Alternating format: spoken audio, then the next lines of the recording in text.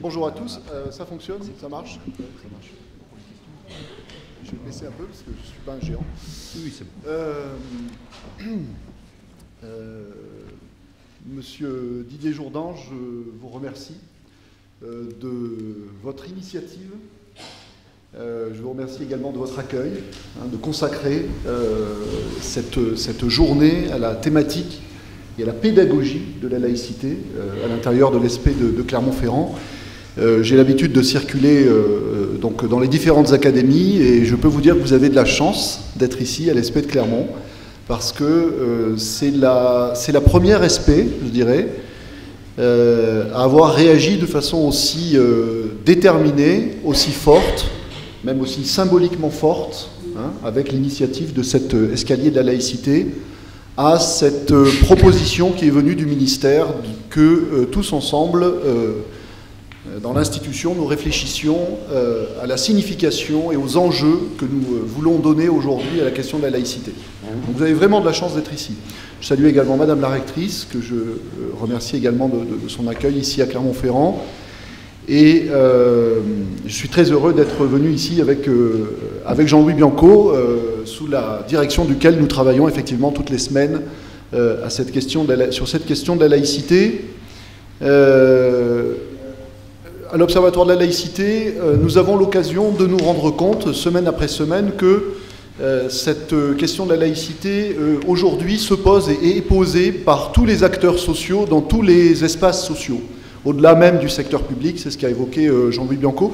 Et c'est donc à l'intérieur de cette dynamique générale et de cette tentative que nous faisons tous pour nous réassurer collectivement du sens que nous donnons à cette valeur, c'est à l'intérieur de ce contexte général de réinterrogation de notre société tout entière que l'école, grande institution de la République s'il en est, que l'école prend toute sa part, prend sa part de responsabilité et s'interroge sur justement quelle doit être la part spécifique qui lui revient dans ce travail collectif d'interrogation sur la vertu, je vais le dire d'une façon qui est un peu philosophique, bon, je suis philosophe de formation, sur la vertu, c'est-à-dire sur ce à quoi la laïcité peut servir aujourd'hui dans nos sociétés en rapport avec les défis auxquels elles sont confrontées.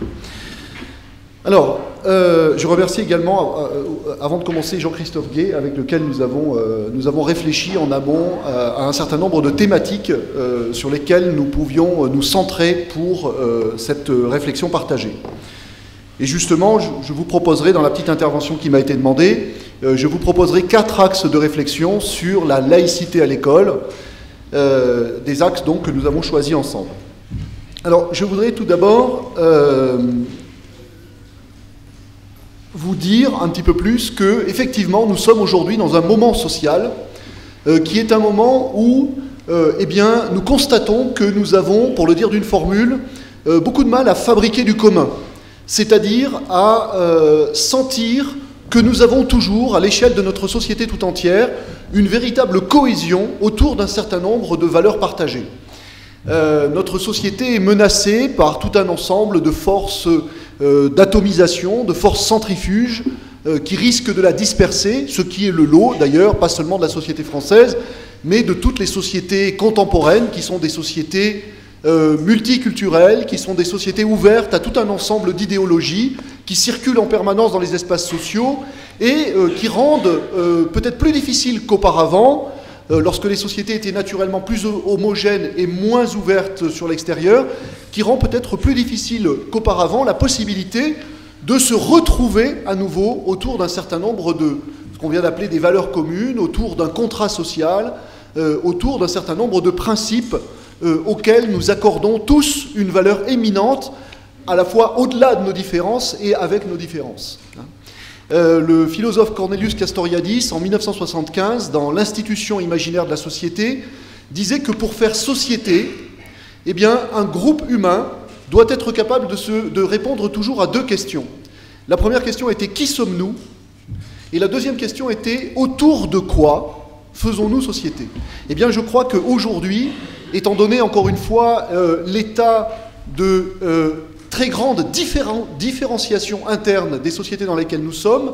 Ces questions qui sont les questions pérennes que toute société doit se poser et continuer de se poser génération après génération si elle veut entretenir sa propre solidarité, eh bien je crois qu'aujourd'hui ces deux questions nous convoquent et que nous devons essayer d'y répondre collectivement. Et justement, à tous les étages et à tous les niveaux et dans tous les domaines de notre société, c'est ce que nous essayons de faire aujourd'hui autour d'un certain nombre de principes qui sont des principes fondateurs et dont on espère qu'ils continueront demain, c'est le cas de la laïcité, d'être non seulement des principes fondateurs, c'est-à-dire qui ont eu une dignité historique dans la constitution de notre espace social et culturel, mais dont on espère que ce sont des principes qui sont toujours vivificateurs, à charge pour nous de les vivifier, hein, c'est-à-dire vivificateurs, c'est-à-dire des principes qui encore aujourd'hui, maintenant, à la fois théoriquement et pratiquement, nous permettent de faire société et donc de nous sentir solidaires, de nous éprouver solidaires autour d'un certain nombre de convictions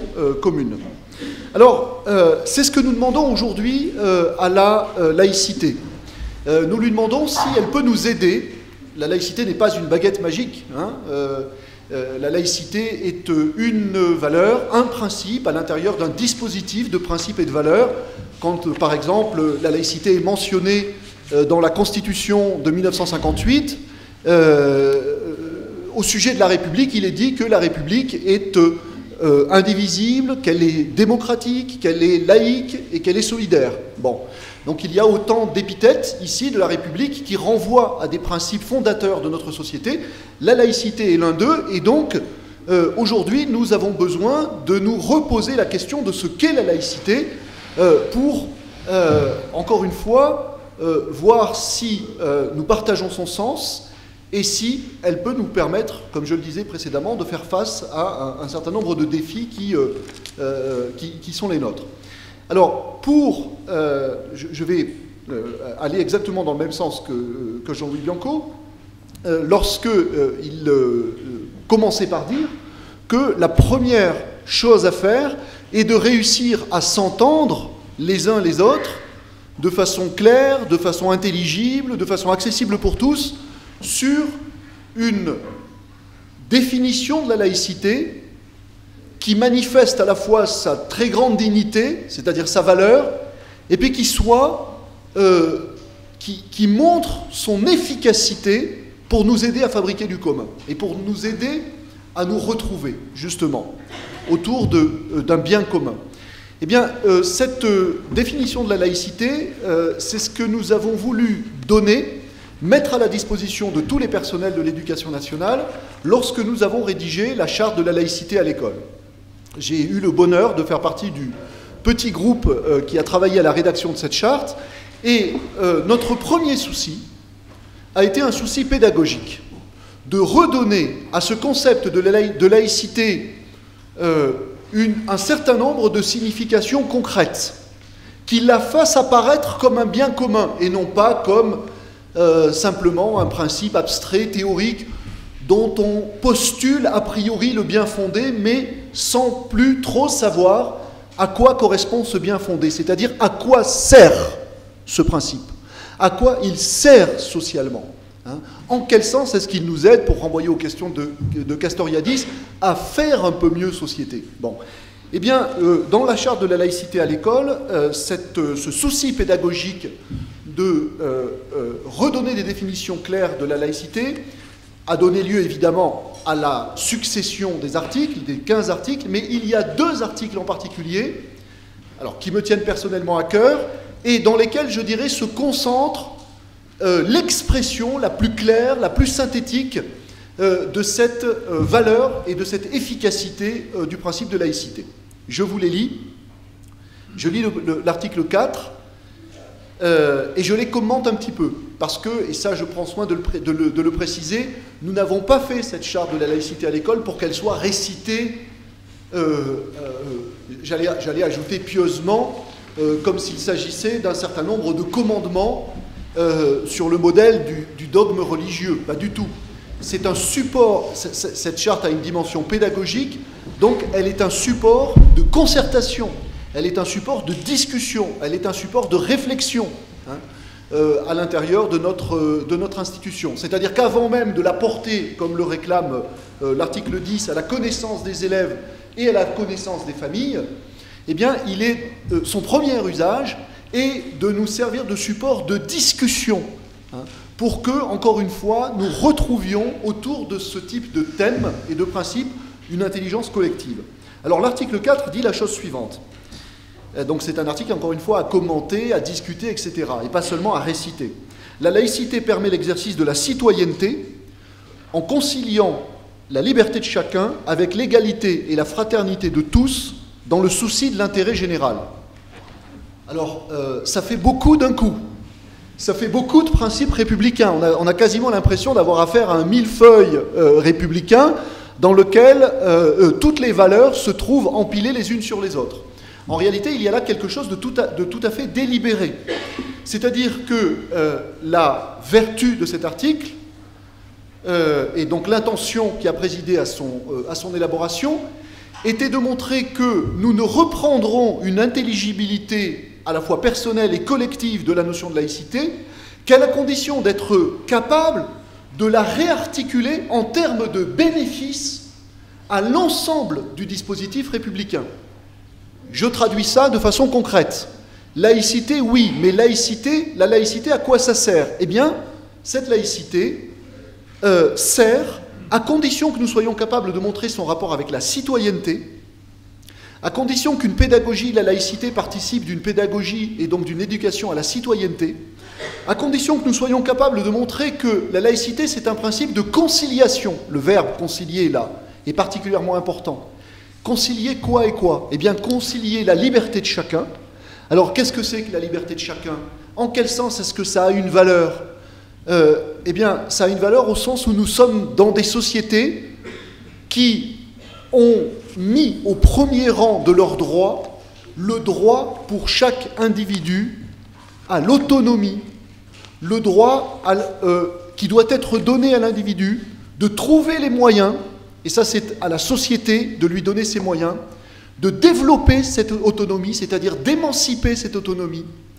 C'est ce que fait l'école. L'école met à la disposition des élèves tout un ensemble d'outils intellectuels, culturels, à commencer par un socle commun, qui justement met l'individu en capacité de forger sa propre personnalité, de former ses propres jugements, etc., etc.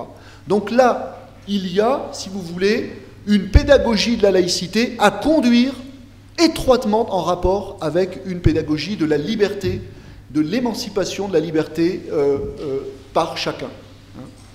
Et puis, cette laïcité, selon l'article, permet l'exercice de la citoyenneté en conciliant la liberté de chacun avec, si je voulais le dire de façon rapide, je dirais le souci du collectif, le souci d'autrui, le souci du nous, et pas seulement le souci du je, le souci de la cohésion sociale, ce que l'article exprime en disant « en conciliant la liberté de chacun avec l'égalité et la fraternité de tous dans le souci de l'intérêt général ». Et là, je crois qu'on a dit quelque chose sur le génie de la laïcité qui est tout à fait décisif. C'est-à-dire que le génie de la laïcité, tel qu'il est exprimé ici, c'est le génie d'un principe politique qui a une très puissante dimension éthique, en même temps qu'il est un principe politique, parce que c'est un principe qui est pensé et qui doit ensuite être mis en œuvre pour permettre que dans une société humaine, la nôtre en l'occurrence, le maximum soit donné à chaque individu pour qu'il puisse exprimer sa propre personnalité, et le maximum d'efforts est fourni en même temps par cette société pour que les individus n'entrent pas les uns vis-à-vis des autres dans une logique qui soit une logique de concurrence des intérêts, mais que, au contraire, ces individus, auxquels on a donné le moyen d'être toujours plus eux-mêmes ou de devenir eux-mêmes, et en même temps le souci d'un devenir collectif et d'une appartenance collective. Et je dis de ce point de vue-là génie de la laïcité parce que c'est le plus difficile pour les sociétés humaines. Qu'est-ce qui est le plus difficile? Réussir à concilier ce qui est donné au je et ce qui est donné au nous. le droit qui est donné à chacun de s'émanciper, de s'exprimer, d'être ou de devenir celui qu'il est ou celui qu'il veut être, et en même temps intégrer les individus dans un projet collectif. Faire en sorte que ces logiques individuelles et personnelles d'émancipation n'entrent pas les unes vis-à-vis des autres dans une relation de concurrence, mais qu'au contraire, chacun trouve dans la société à laquelle il appartient la mutualisation des moyens pour que chacun devienne chaque jour un petit peu plus lui-même. Quand vous lisez par exemple le grand sociologue américain Norbert Elias, qui est l'auteur d'un des traités de sociologie classiques du XXe siècle, qui a pour titre « La société des individus ». Tout est dit dès le titre de la difficulté des sociétés modernes. La difficulté numéro 1 des sociétés modernes, c'est d'être des sociétés qui se veulent au service des individus, au service de l'émancipation des individus. Mais ce faisant, le risque propre que prennent les sociétés modernes est que cette émancipation des individus met en péril le collectif, met en péril la solidarité collective.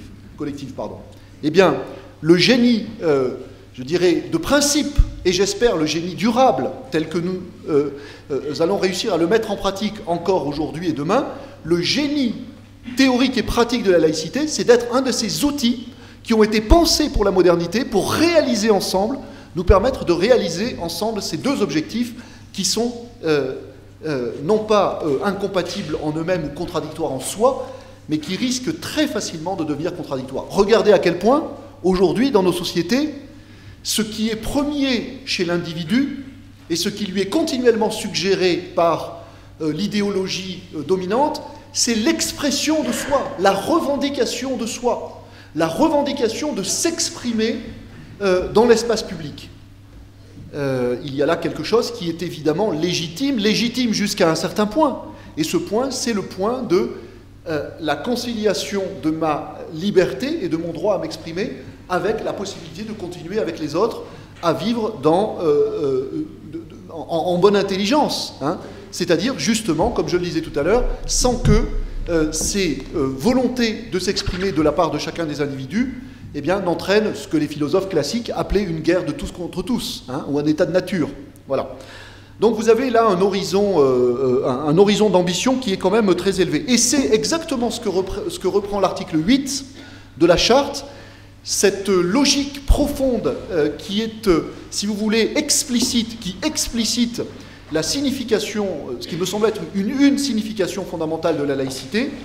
Alors, cet article 8 est pris dans la deuxième partie de la Charte, qui concerne cette fois-ci non plus le principe général de laïcité dans la République, mais le principe de laïcité à l'école. Je lis cet article 8. La laïcité permet l'exercice de la liberté d'expression des élèves. Toujours ce souci, vous voyez, de solidariser immédiatement la laïcité et la liberté. Et d'ailleurs, là, je dis quelque chose qui, pour vous, à mon sens, peut être très fécond ou très utile. Lorsque vous allez devoir, avec vos élèves, parler de la laïcité, il n'est pas facile, a priori, de trouver dans vos enseignements, dans tout un ensemble de situations qui sont les situations de l'école, les situations de la classe, les situations hors de la classe, de trouver des situations dans lesquelles dont vous allez pouvoir vous saisir comme d'une opportunité pour mobiliser le principe de laïcité. C'est très concret, ça, cette difficulté au quotidien. Vous êtes avec les élèves, vous êtes dans votre fonction d'enseignant, et vous vous posez la question, vous dites, voilà, on m'a dit que la laïcité, c'était vraiment quelque chose qui était très important. Comme le dit le préambule de la Charte, la nation confie à l'école la mission de faire partager aux élèves les valeurs de la République. Mais moi, en tant qu'enseignant, quelle entrée je trouve dans ma pédagogie pour mobiliser le principe de laïcité? Eh bien là, vous avez une indication qui sera pour vous précieuse. Parce que cet article, qui solidarise immédiatement la pédagogie de la laïcité avec une pédagogie de la liberté, vous dit une chose essentielle, c'est qu'à chaque fois qu'avec les élèves il sera question de liberté, eh bien, vous pourrez mobiliser une pédagogie de la laïcité. Et en réalité, même avec des élèves petits, c'est quelque chose qui rend, je dirais, la mobilisation de la notion de laïcité très facile. Pourquoi? Parce que même un élève très jeune est capable de vous dire quelque chose de très simple, qui est la liberté des uns s'arrête là où commence celle des autres. Qu'est-ce que c'est qu'une liberté qui est une liberté légitime? Alors il n'emploiera peut-être pas l'épithète légitime, c'est une liberté qui n'empiète pas sur celle d'autrui.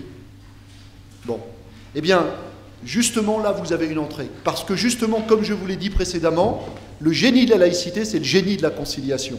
C'est un outil au service de la conciliation des libertés. Donc à chaque fois que vous aurez à gérer entre les élèves une situation de coexistence des libertés, de coopération des libertés, eh bien, vous pourrez mobiliser le principe de laïcité. Vous voyez, par exemple, quand l'article 8 dit, c'est sa suite, je lis, « La laïcité permet l'exercice de la liberté d'expression des élèves dans la limite du bon fonctionnement de l'école comme du respect des valeurs républicaines. » Je ne vais pas tout vous commenter, bien entendu.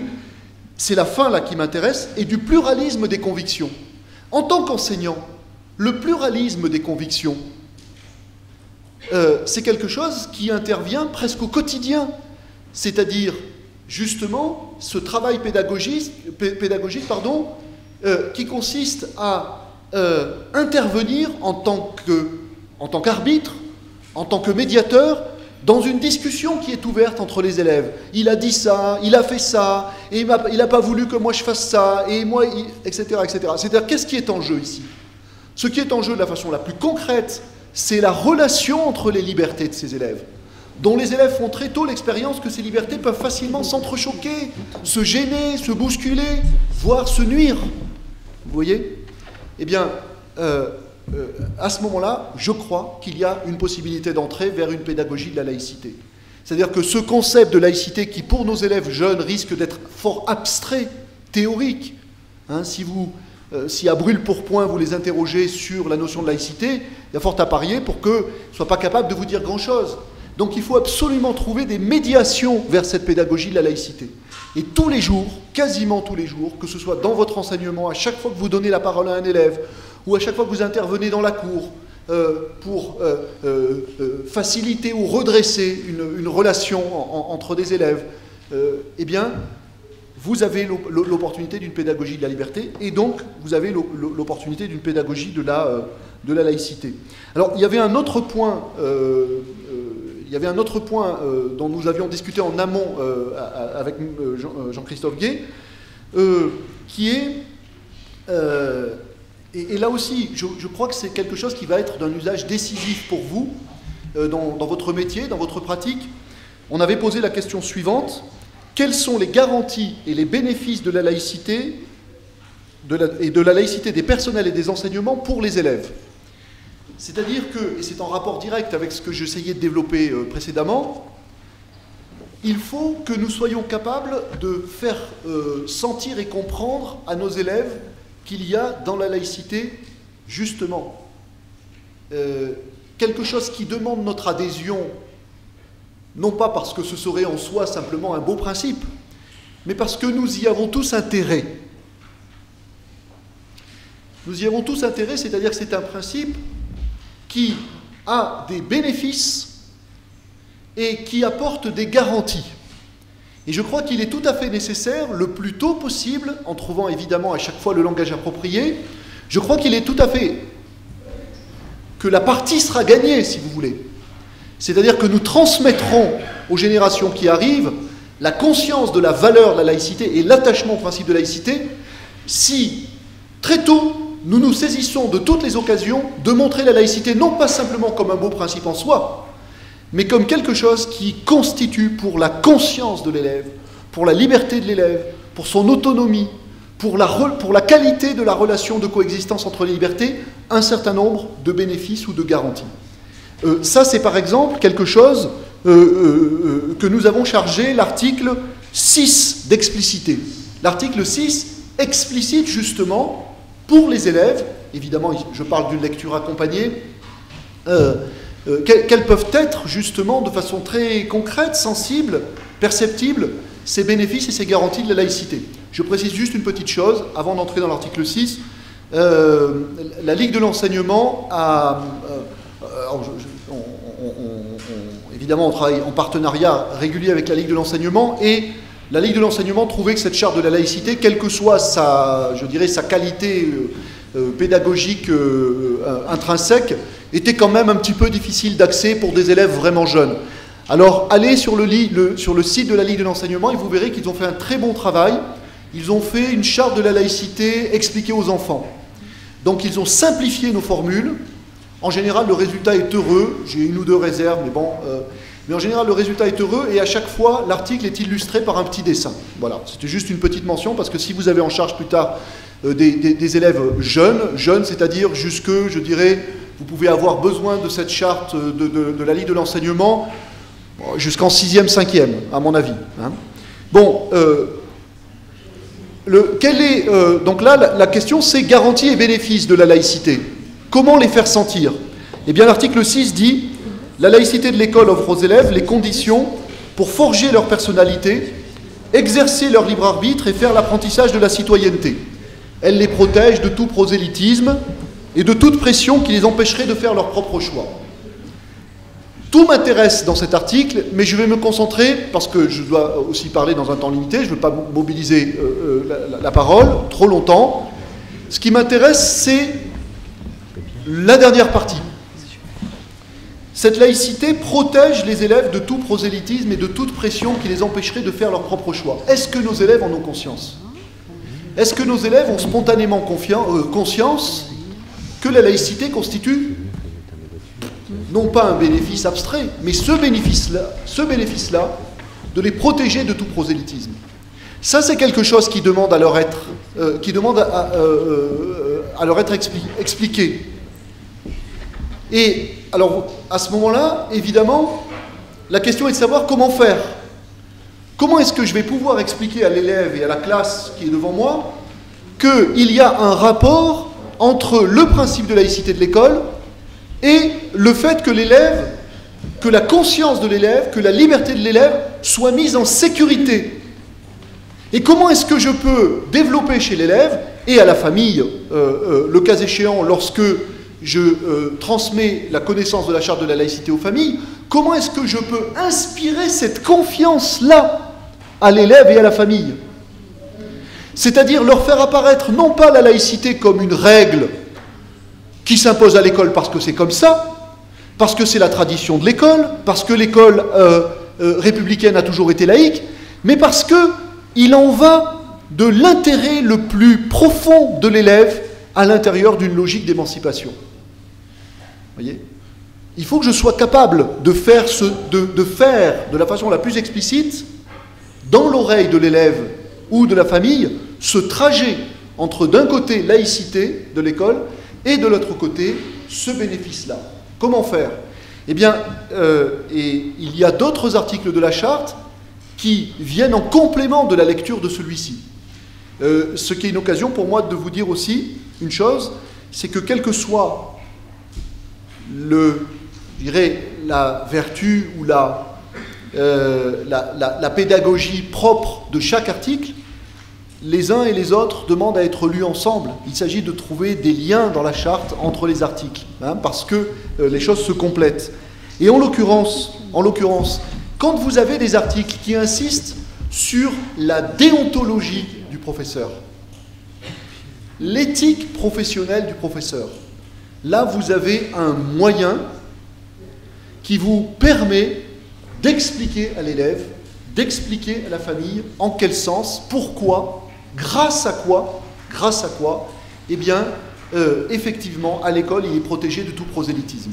Et là, il faut lire par exemple l'article 11, les personnels ont un devoir de stricte neutralité, ils ne doivent pas manifester leurs convictions politiques ou religieuses dans l'exercice de leurs fonctions.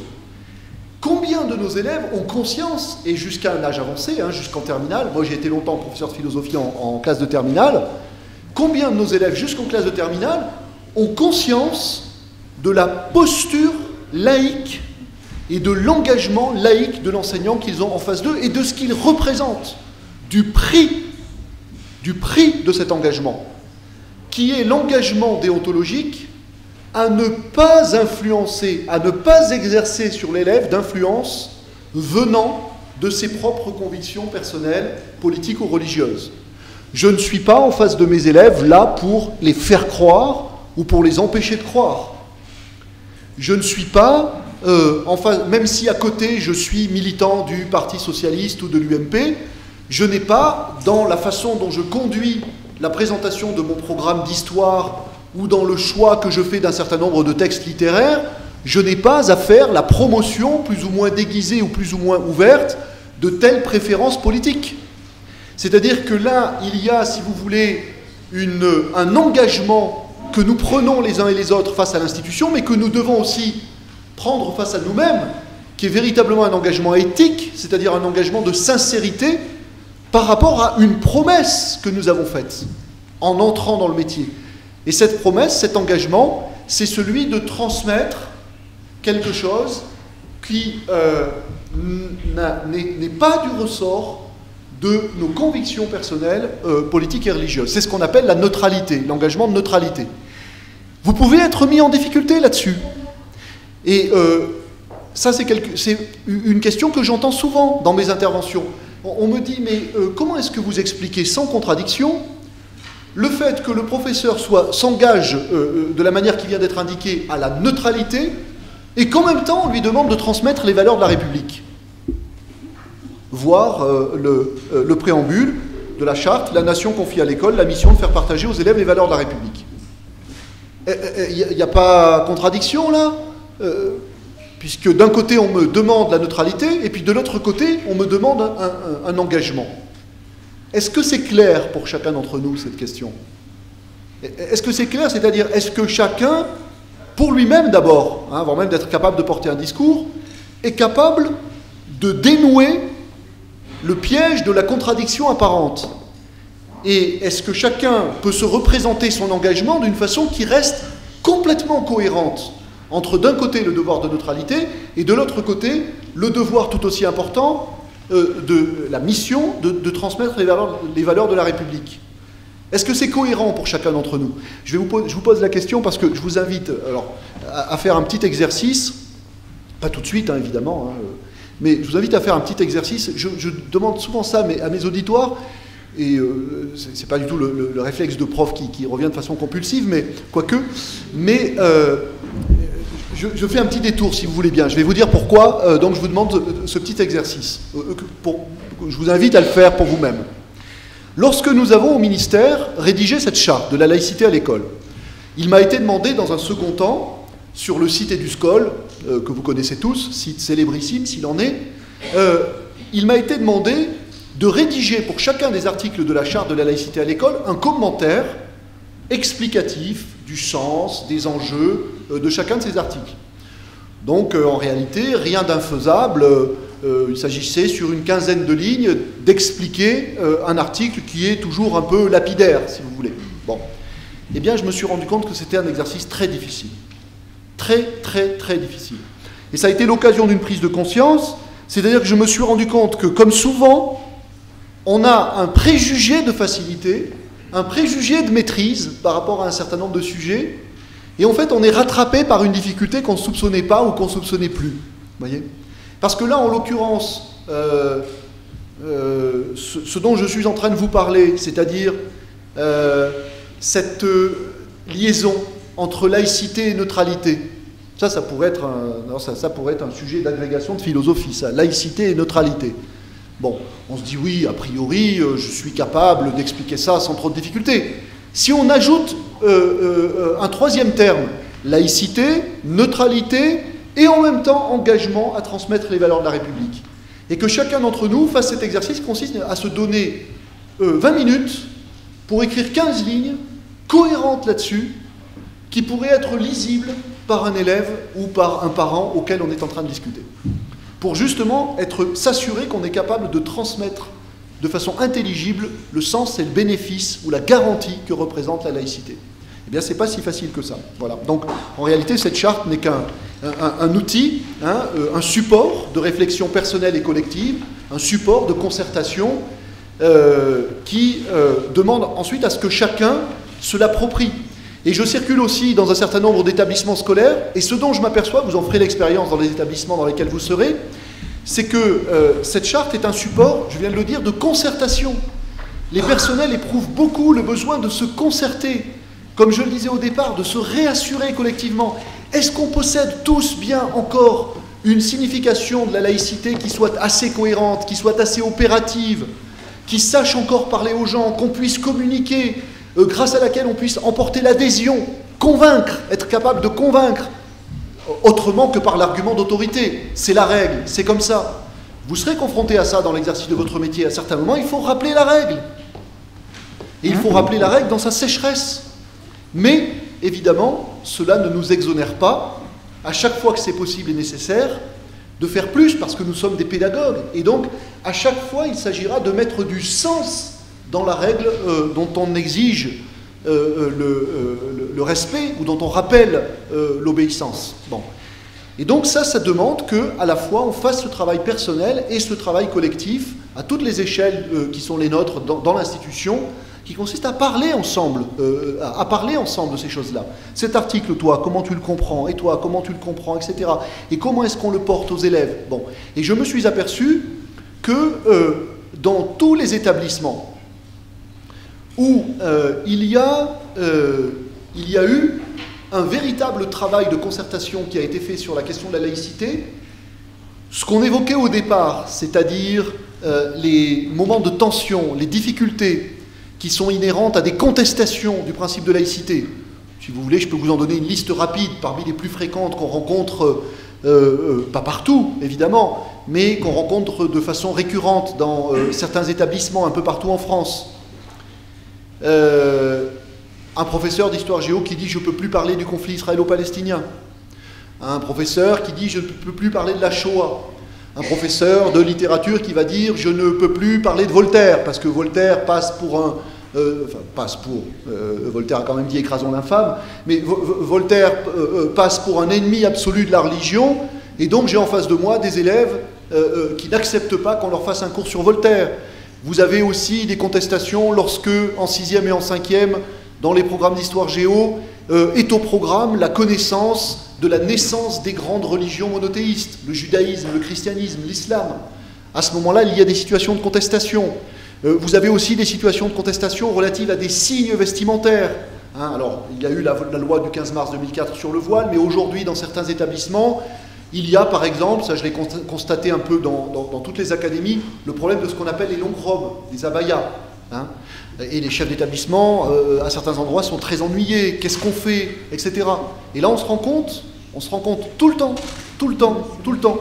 que là où les personnels sont formés, que là où les personnels ont, en amont de ces difficultés, pris le temps de développer une expertise collective par la concertation, eh bien, il ne s'agit pas de dire, encore une fois, que les problèmes disparaissent comme par enchantement. Néanmoins, les situations qui ailleurs vont s'aggraver, vont s'hystériser, etc., eh bien, là où il y aura eu un travail de réflexion qui aura été conduit à nouveau, le bénéfice ici est qu'un certain nombre de tensions soient plus facilement désamorcées qu'ailleurs.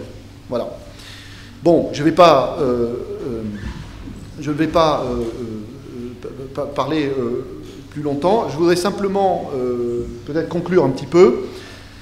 Je vais conclure par une référence que j'aime beaucoup, mais que j'aime de plus en plus, parce qu'elle me paraît de plus en plus appropriée à la situation qui est la nôtre. Cette référence est très classique. Vous en avez certainement entendu parler ici. Vous avez certainement lu le texte. C'est un texte de Hannah Arendt, la grande philosophe Hannah Arendt, dans La crise de l'éducation, qui est vraiment un des grands livres de philosophie politique du XXe siècle, qui constituait une lecture très facile, qui est constituée d'une série de grands articles. Et parmi ces articles, à l'intérieur de la crise de la culture, il y a un article qui a pour titre « La crise de l'éducation ». Et Hannah Arendt dit dans cet article quelque chose qui est célébrissime, mais qui, je crois, mérite d'être rappelé, c'est que la première tâche d'un pédagogue, et nous sommes des pédagogues, vous êtes appelés à être des grands pédagogues. La tâche d'un pédagogue, la première tâche, c'est son expression, de transmettre un monde. C'est-à-dire de dire à l'enfant, voilà le monde dans lequel tu arrives. Présenter à l'enfant le monde. Qu'est-ce que ça veut dire, le monde? Eh bien, présenter à l'enfant la civilisation dans laquelle il grandit, la culture dans laquelle il grandit, la société dans laquelle il grandit, le contrat social de la société dans laquelle il grandit. Et ce que nous dit Hannah Arendt, en réalité, si on veut le traduire dans des termes qui sont des termes tout à fait contemporains, elle nous parle d'intégration. On nous rabat les oreilles avec le concept d'intégration. Mais souvent, on ne l'entend pas comme ça. On ne l'entend pas de cette manière-là. Et je trouve qu'il y a là, chez Hannah Arendt, une façon très féconde de l'entendre. C'est-à-dire qu'elle nous dit qu'en réalité, chaque génération tout entière a besoin d'être intégrée à la société dans laquelle elle arrive.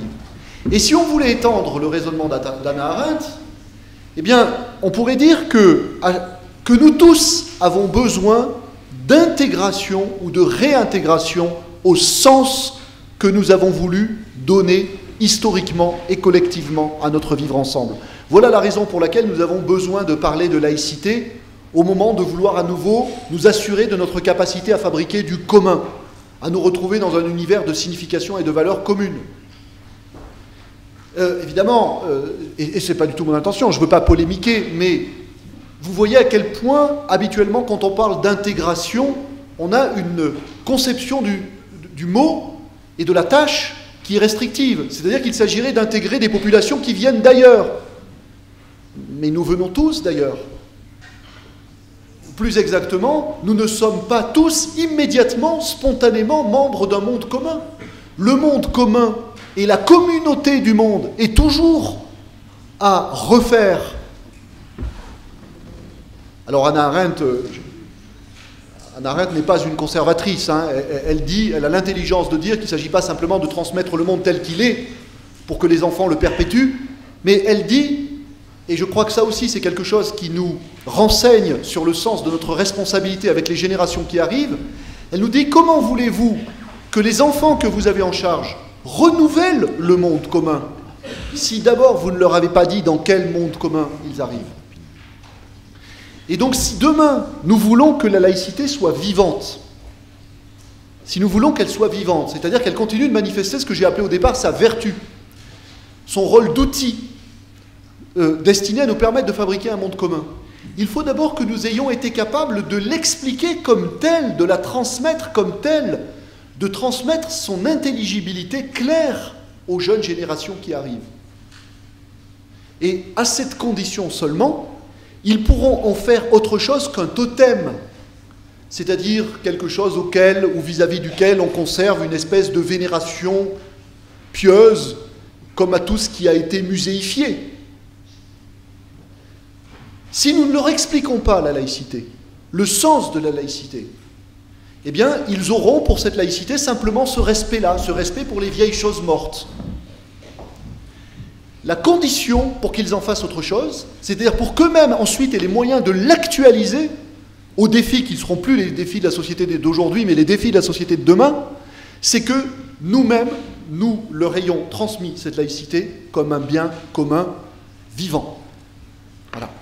Donc je vous invite, à travers cette charte, comme support, eh bien, à œuvrer à votre tour, et on a confiance en vous, hein, à œuvrer à votre tour pour que ces choses-là conservent de la signification. C'est Paul Valéry qui disait dans les regards sur le monde actuel, je m'arrête sur Paul Valéry, Paul Valéry disait il y a des valeurs qu'on répète tout le temps, qu'on se répète tout le temps, qu'on continue d'installer sur le fronton de nos édifices, mais qui finissent par avoir plus de valeur que de sens. C'est-à-dire on ne se souvient plus quelle est la valeur de la valeur et quel est le sens ou quel est l'enjeu de la valeur. Bon, eh bien, si nous voulons éviter que la laïcité demain ait plus de valeur que de sens, à nous de la faire vivre par la concertation et la transmission. Je vous remercie.